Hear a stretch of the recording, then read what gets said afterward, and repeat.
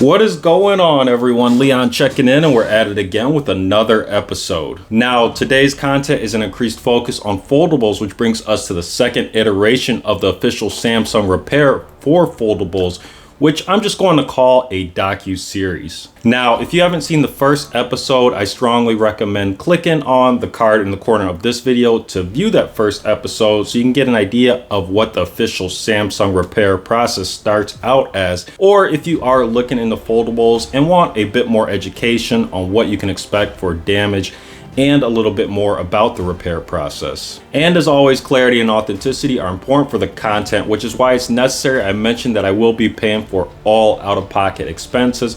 That way you know I'm not getting a deal or a hookup from Samsung. I also don't think that the damage that we have to the Z Fold 3, which is the peel-in display protector, is going to be covered under warranty. But if it is, then I will gladly accept it being covered. But at the moment, I am planning to pay for that repair out of pocket. And it's also important to mention that I didn't inform Samsung that I would be recording this process or creating content about it. Now, these 2 points are critical because it means that you, the viewer and listener, are going to get a truly authentic experience, which is what I always try to provide for the content. And for you to find the portion of the video that you're most interested in, we've also included watermarks to ID each section. All things said, let's go ahead and get into it. So our pre-labeled shipping box from Samsung arrived yesterday, which is as simple as you would expect. And if you haven't had a chance to see the previous video, again, go back and check that out. But this is the device we'll be sending in. It is the Samsung Galaxy Z Fold 3. And the reason we're sending it in is because of this peel-in display protector.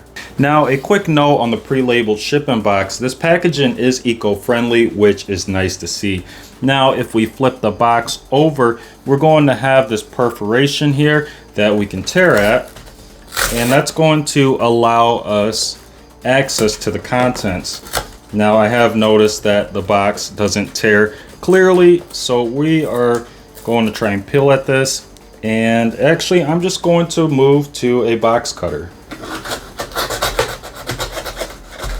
And that will give us access to the inside of the package. Now we can open the pre-labeled shipping box where we'll have all contents inside, including a new label to send the whole package back once we have the phone placed into it. Now, before we place the Z Fold 3 into the packaging, we want to do two things. First, you want to make sure that you clean your device off. This is just good etiquette. But most importantly, we want to make sure that we secure our information. So there are two methods here.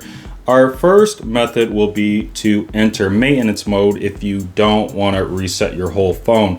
Now, I prefer to reset my whole phone because I like to start things all over when I get them back. But if you don't want to do that, again, we have maintenance mode. Now, I'm going to cover how to get into maintenance mode because it's not in the area that you think it would be. I would have thought it would have been in maybe about phone or maybe security settings, security and privacy, but it's actually going to be in battery. So we're going to scroll down to battery and device care and tap on the selection, and then we're going to scroll down until we see maintenance mode, and then we can tap on it, and then we can turn on maintenance mode. Now, this will require a restart of your device, so we are going to do so. But before we do so, we have some information here. So it's going to say your phone needs to restart to turn on maintenance mode. To help our support staff analyze any problems with your phone, we recommend creating a system log before starting maintenance mode. The log shows which apps were used and any errors that may have occurred recently, but doesn't include any other personal information. The log will only be used to analyze problems and not for any purpose. It normally takes around 2 minutes to create the log.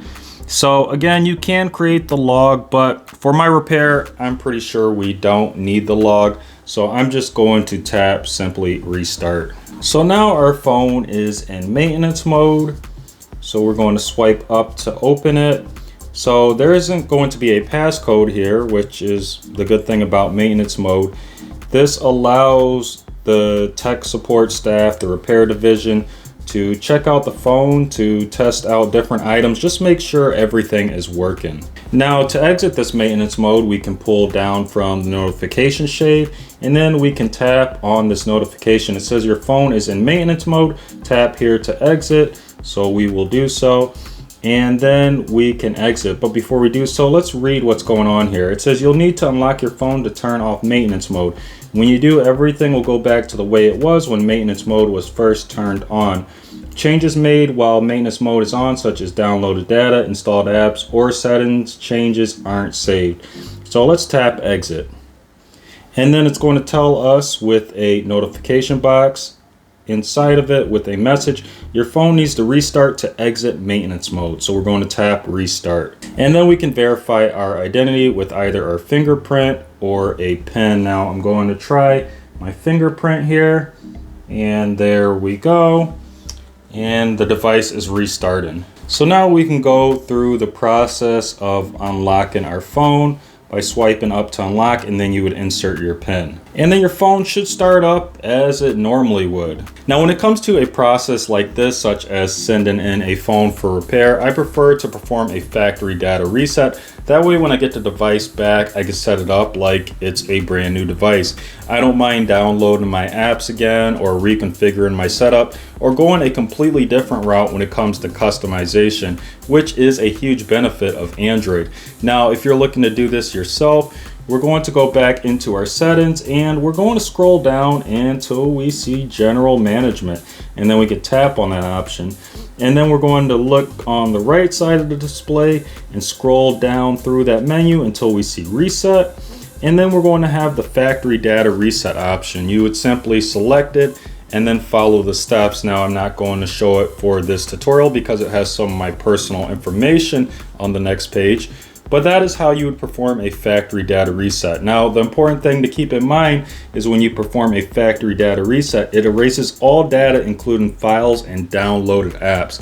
So if you're going to go this route, make sure that your data is backed up. So now that we've gone over this portion, we're going to talk more about what's in the pre-labeled shipping box. So again, we have this pre-label here that is for sending the whole box back. But we're going to have some instructions on how to place our phone into the box, how to seal the box up, what next steps to take. So here are the instructions for packaging the phone into the box. Now, I'm not going to read over this, but feel free to pause the video if you want to read it more thoroughly. So first, we're going to remove the insert out of the box. And this is what we'll be placing the phone in. Now, this has plastic film, and that's going to secure the device to this insert.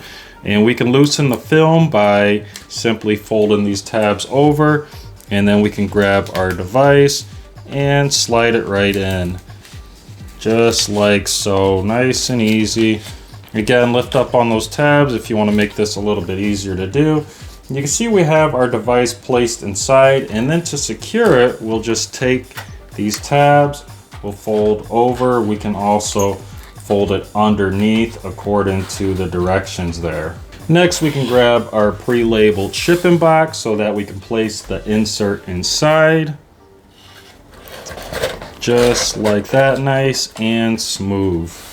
Next, we're going to secure the box closed, but before we do so, it's important to mention that you want to make sure you have this label that's going to be needed on the outside of the box to send it back taken out of the box itself. You don't want to accidentally seal the box with that label in there. Now, to actually seal the box, we're going to have this tab up here. I'm going to see if we can get a better view there. And it's just going to be our tape. We're going to peel at it slightly. That protective film allows us to expose the adhesive so that we can seal this package, and then we can close it up. And again, we have the adhesive there.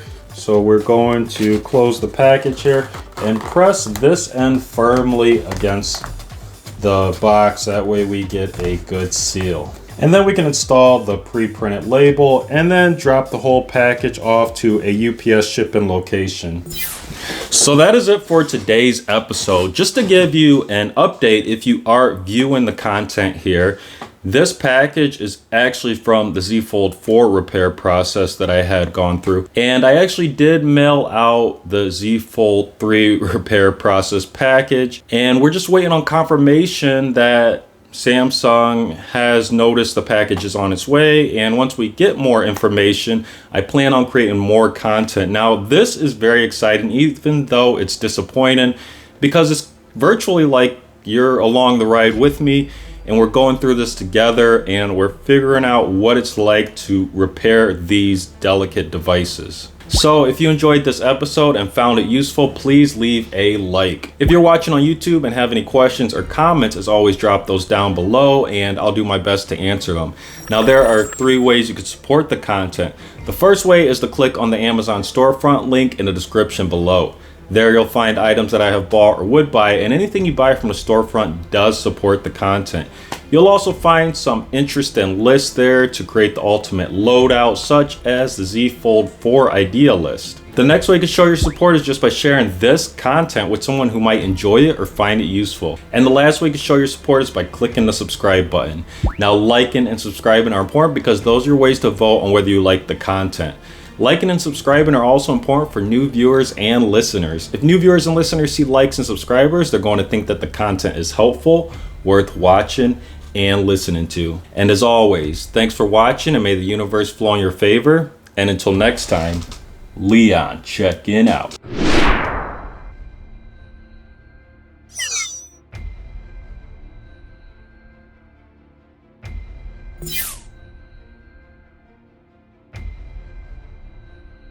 You